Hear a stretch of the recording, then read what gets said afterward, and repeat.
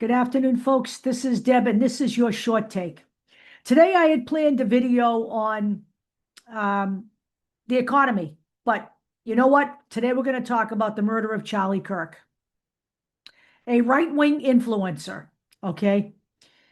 And I want to make it very, very clear that I have absolutely no patience for gun violence. I have no patience for gun violence being a response to any kind of political activity in this country. I don't care who's pulling the trigger, okay? It is never a response to anything that can be solved in another manner, okay? It is an epidemic in America across the board, but that's a separate video for a separate day. Today, we're going to talk about Charlie Kirk and the empathy I have for his wife and his young children.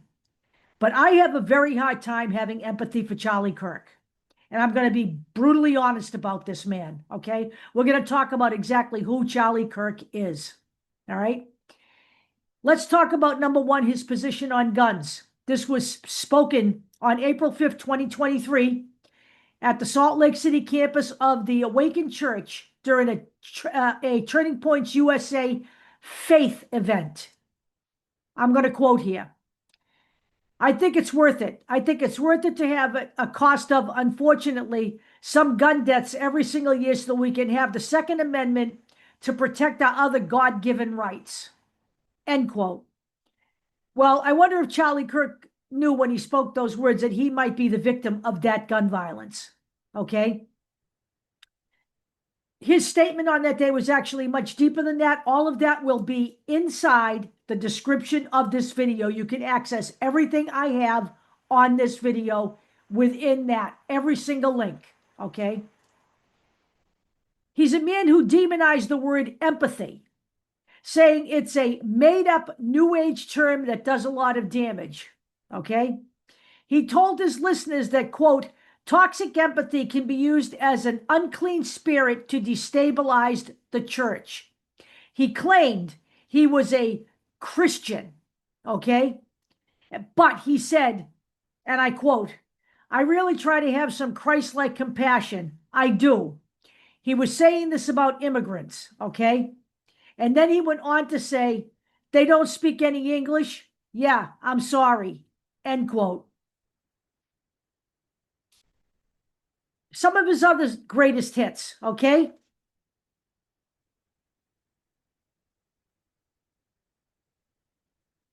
He said that Martin Luther King was, quote, not a good person, and also contended that the Civil Rights Act of 1965 that outlawed discrimination of the basis of race, color, religion, sex, and national origin, and that prohibited segregation should never have been passed, okay? He said, quote, I have a very, very radical view on this, but I can defend it and I've thought about it. We made a huge mistake when we passed the Civil Rights Act in the 1960s.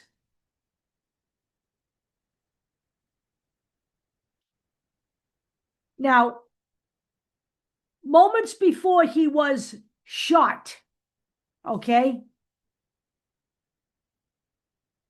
numerous live streams of the event showed an audience member asking him how many mass shooters in the last 10 years have been transgender Americans. His response was, too many. Let me give you some real-world statistics on this. Less than 0.1%, all right, according to the Gun Violence Association, who tracks every single mass shooting in America. 0.1% of those shooters have been LGBTQ, not just transgender, but gay people. And in fact, transgender Americans are 4 times more likely to be the victims of violence than their cisgender counterparts, okay? The majority of mass shootings in America, 97 to 98%, are carried out by cisgender men, okay? Less than 2% are carried out by women.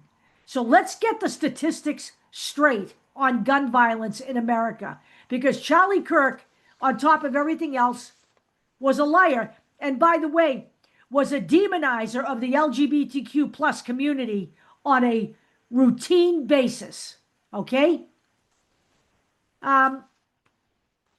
He also claimed in July of this year, on July 28th, that no, quote, no, Israel is not starving Gazans. That's an outright lie. They have been starving Gazans all along. It cannot be denied. The statistics are real. The photos are real. All right? And it's no wonder that Benjamin Netanyahu spoke glowingly of Charlie Kirk.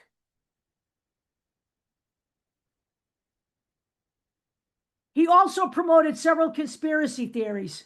One, he posted about the, quote, China virus in 2020, in March of 2020, referring to COVID, which, of course, Donald Trump immediately picked up on, okay? He also compared the pandemic vaccine requirements to apartheid during a 2021 interview on Tucker Carlson's show. In 2024, not that long ago, on Instagram, he referred to the, quote, great replacement conspiracy theory, which has been widely debunked, but suggests that undocumented immigrants are coming to the U.S. to replace white Americans. Okay, what we know about undocumented immigrants in America is that there are about 11 million of them. There are 335 million Americans here. I don't know how you can debunk that any more than that.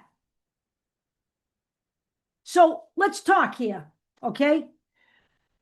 Yesterday, when Charlie Kirk was shot, we had a shooting at a Colorado school. A short time ago, we had a shooting at a Catholic school, a Christian school, where children were killed. We have had Parkland. We have had the Pulse nightclub shooting.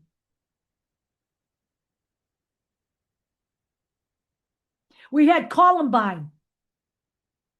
We had Sandy Hook. And yet, you know what? Nobody spoke yesterday about the kids shot in Colorado yesterday. It was all about Charlie Kirk. Because in essence, the Republican Party and the right wing doesn't care about how many children are shot in America.